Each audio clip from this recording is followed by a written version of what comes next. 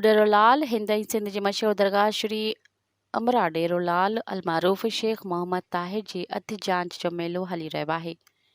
हिते हिंद तोड़ी सिंध समेत समूरे पाकिस्तान मां हज़ारनि जी तादाद में अक़ीदतमंद पहुतल आहिनि, जिते जथनि जी सूरत में दरगाह ते हाज़िरी भरे पंहिंजी अक़ीदत जो इज़हार करे रहिया आहिनि, जॾहिं त हिंदू यात्रियुनि पारां दरगाह ते बहिराणो कढियो वियो।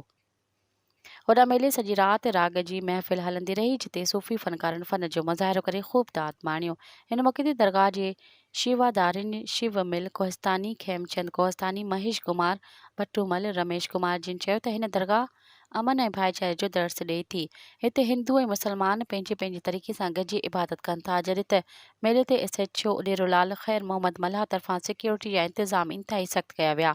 सिक्योरिटी लाइ SSP मटियारी तरफ़ां हिकु DSP खेबराणी ऐं 3 SHO समेत 150 पुलिस एहलकारनि सिक्योरिटी लाइ मुक़ररु कई, जिते दरगाह अमर उडेरोलाल जी दरगाह ते सिक्योरिटी जा इंतज़ाम संभाले रहिया हुआ। सिक्योरिटी जेकी इन असांखे मेले जी डिमांड जेकी असांजी हूंदी आहे उहा SP या DIB जो आहे इदारो, उहे असांखे मुहैया कंदा आहिनि पंहिंजी तरफ़ां। ऐं ॿियो असांजी जी पंहिंजी मंडली जेकी आहे, जीअं असांजी ड्यूटी आहे सिक्योरिटी जे हिसाब सां जो असां ते बि फ़र्ज़ु आहे थिए थो असांजे नौजवाननि जी मंडली जंहिंमें 30-40 माण्हू अहिड़ा आहिनि बाक़ाइदे एक्सपर्ट एक्टिव हूंदा आहिनि इन मामले में। छो ई मुल्की हालतुनि खे मद्देनज़र रखंदे पोइ असांखे पाण छो हिते पूरी सुंध जा अचनि था माण्हू, असांजा महिमान लाल साईं जी हाज़िरी में अचनि था।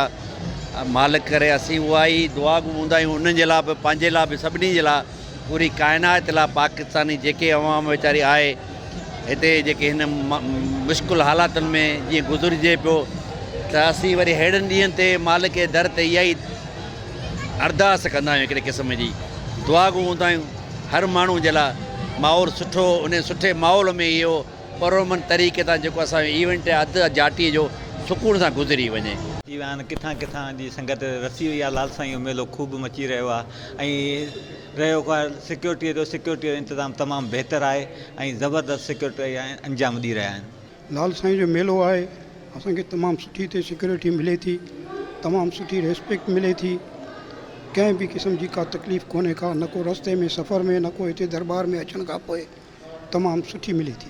मज़ीद ख़बरनि ऐं तफ़सीलात लाइ विज़िट कयो असांजी वेबसाइट www.awamiNewsHD.com ऐं ॾिसंदा रहो अवामी न्यूज़ HD।